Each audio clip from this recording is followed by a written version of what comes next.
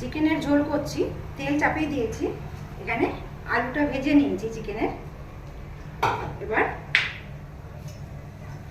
পেঁয়াজটাকে ভেজে নেব। আমি আদা রসুন পেস্ট দিলাম, এরপর পেঁয়াজের পর এটাকে আমি একটু কষিয়ে নিই। শুকনো লঙ্কা দিলাম, একটু কাঁচা লঙ্কা দিলাম, যেরকম যে ঝাল খায় সে সেরকম দেবে। জিরে গুঁড়ো দিলাম, একটু জল দিলাম এর মধ্যে, তারপর মশলাগুলো দেবো। ধনিয়া পাউডার দিলাম, কিছু টমেটো দিয়ে দিলাম, একটু লবণ দিলাম।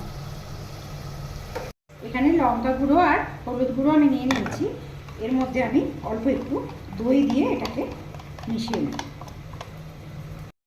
এই পেস্টটা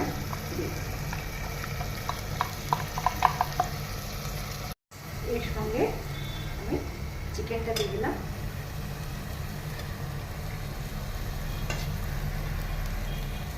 চিকেনটা দেওয়ার পর একটু কাঁচা সর্ষের তেল দিয়ে দিলাম এর মধ্যে। দেওয়ার পর একটু অল্প করে কাঁচা পেঁয়াজ দিয়ে দিলাম। এরপর আমি এটাকে ভালো করে কষিয়ে নেব। এর সাথে আমি এই ভাজা আলুটাও দিয়ে দিলাম, একসঙ্গে এটাকে আমি মেশাবো। একটু দারচিনি, লবঙ্গ আর এলাচের আমি গুঁড়ো একটু দিয়ে দিলাম। আমি একটু গরম জল নিয়ে নিয়েছি, মশলা ধোয়া জলটা আমি এর মধ্যে দিয়ে দেব।